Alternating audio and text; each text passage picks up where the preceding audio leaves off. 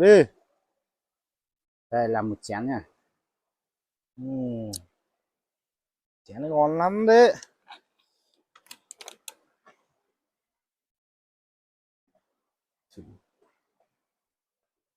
Cá không? Bọt chới à? Làm một chén đi. Làm chén.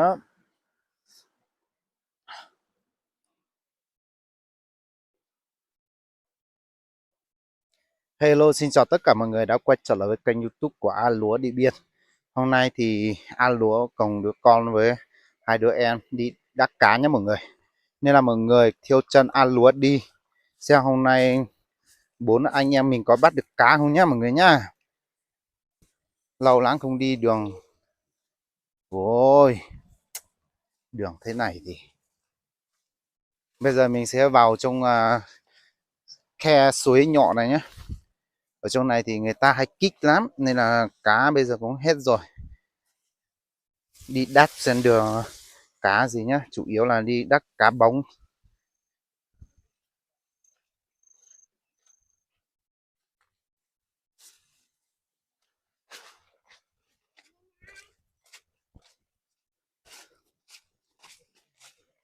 Yo, cho cái này nhỏ khó chế tao luôn lý sư phát tạc cưới ồ.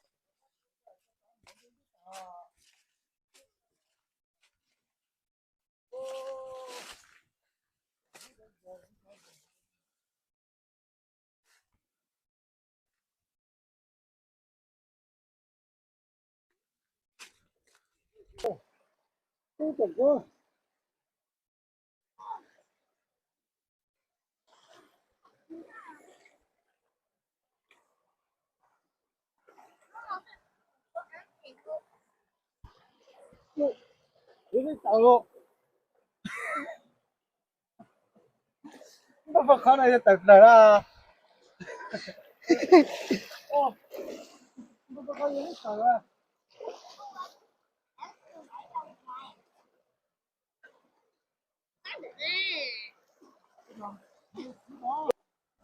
ô không được rồi.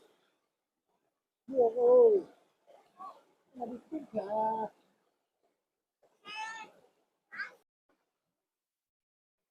Luôn xong thế.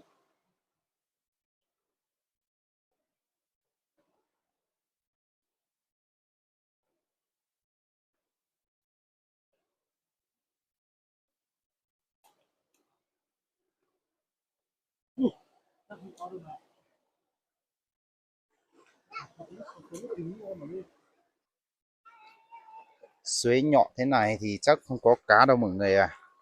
Nhưng mà mọi người cũng cố gắng theo chân anh em mình đi bắt xem hôm nay có được không nhá.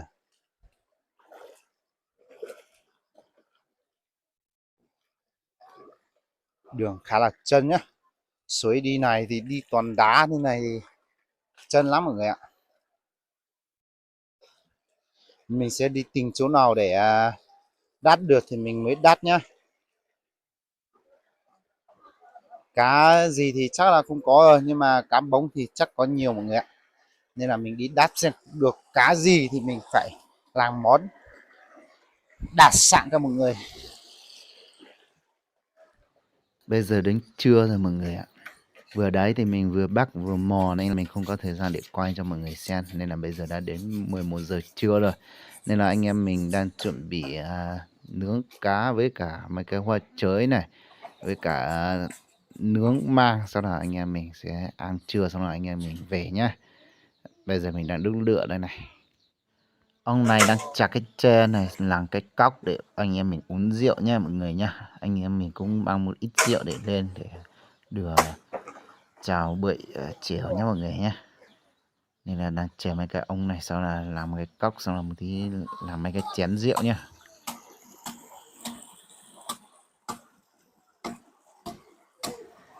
Cả một buổi sáng thì ba anh em mình bắt được 3 con cá lam, 4 con cua, 1 con ếch. Nói chung là suối thì không có cá được, bị người dân ở đây người ta kích hết rồi, không có. Này là hôm nay cũng may mắn bắt được 4 con cá lam. Cá lam này thì ở trên quê mình là một món rất là đặc sản và rất là ngon nhé mọi người nhé. Nên bây giờ đang mổ lấy hết cả ruột ra để làm sạch cá để anh em mình chuẩn bị nướng ăn bữa trưa nhá.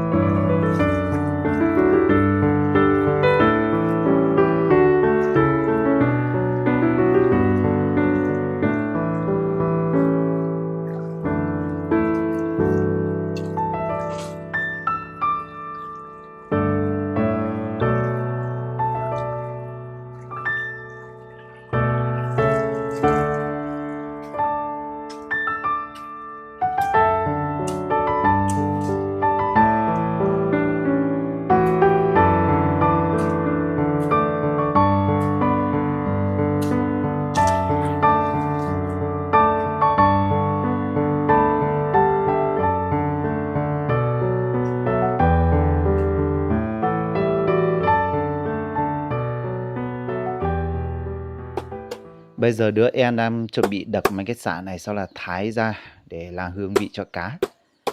Lái hay con để luộc cùng hoa chới để anh em mình có canh nhé mọi người. Còn lại thì anh em mình sẽ nướng để anh em mình có một bữa ngon nhé mọi người. Cá ở trên này thì toàn cá ngon thôi. Suối trên này thì suối trong, nước lạnh, mát. Cá thì cá ngon nhé mọi người nhé.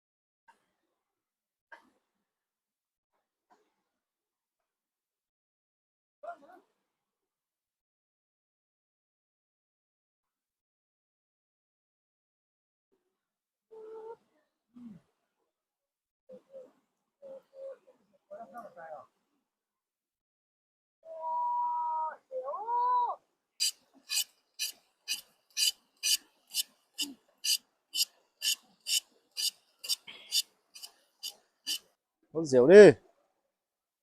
Đây làm một chén nha. Chén nó ngon lắm đấy.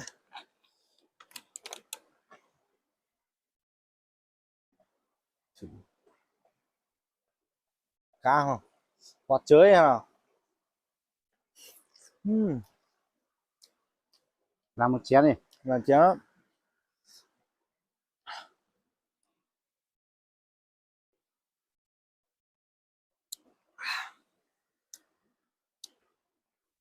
Ăn đi.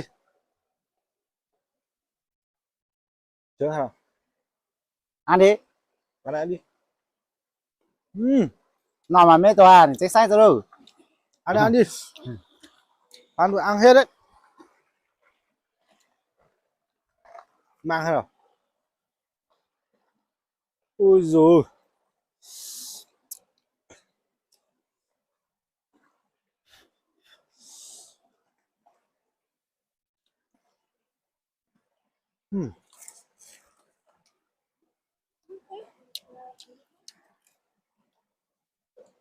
Vào đây anh ơi.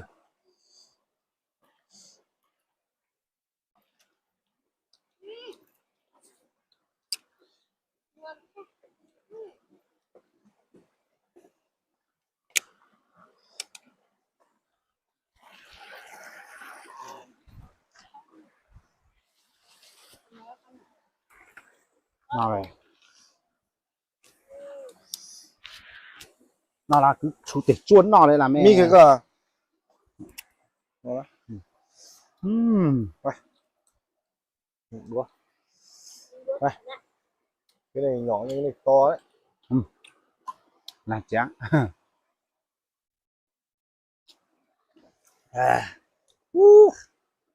Lòng tí không chứa ta này nó sẽ Ăn đi, ăn đi. ồ, Món này ngon thật.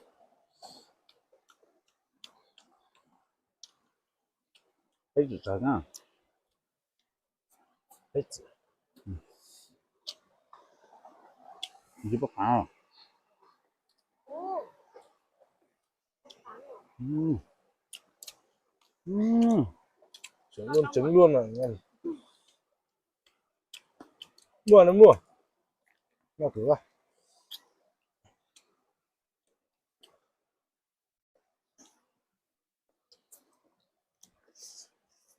Ngon không? Ăn.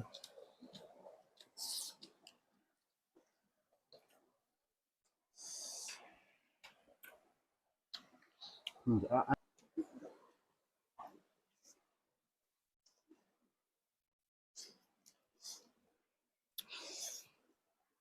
Dạ.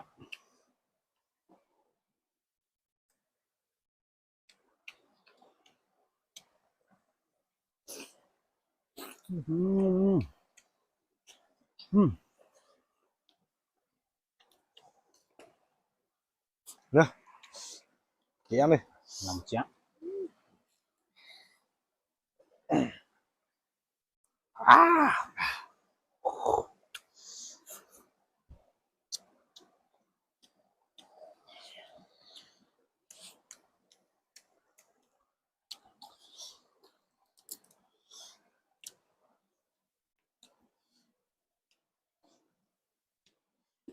Ừm.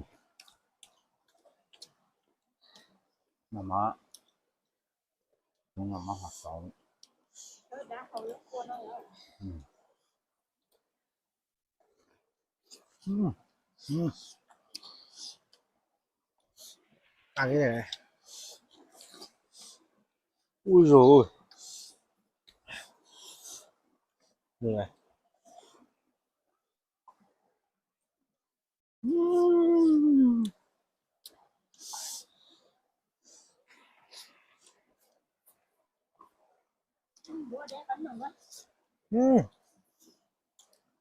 Có một quả nào rồi. À, Ừm. đây. Thử này, cái này còn ngon hơn. Mang này này.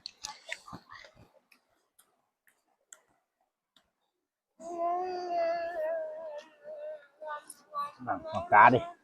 Đây, cá này. Cả nhá. Có cá. Cả đấy. Ừm.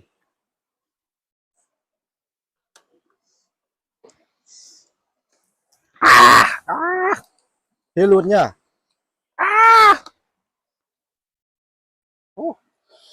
Ủa, không hết được này. Lúc người một tí á. Đó là Trời đỡ mất bây giờ thế. đợi trời cho bác sĩ giải thích. Không cần biết đâu để nó. Xài rượu về không được. Không sai không về. Sai không về được. Để ăn con này ha. Ừm. Ừm.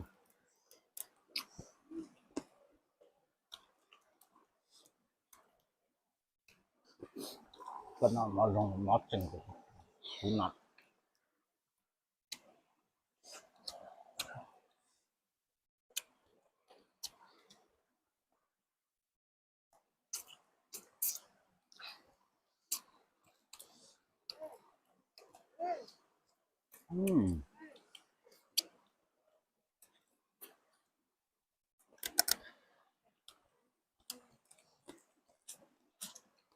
Tao bấm đậu nha.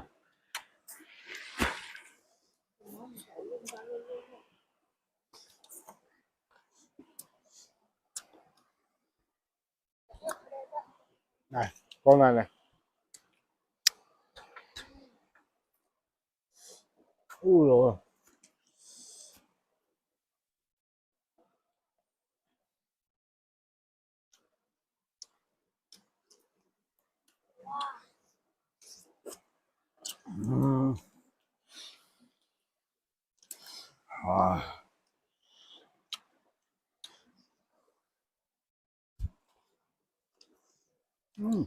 Ây da.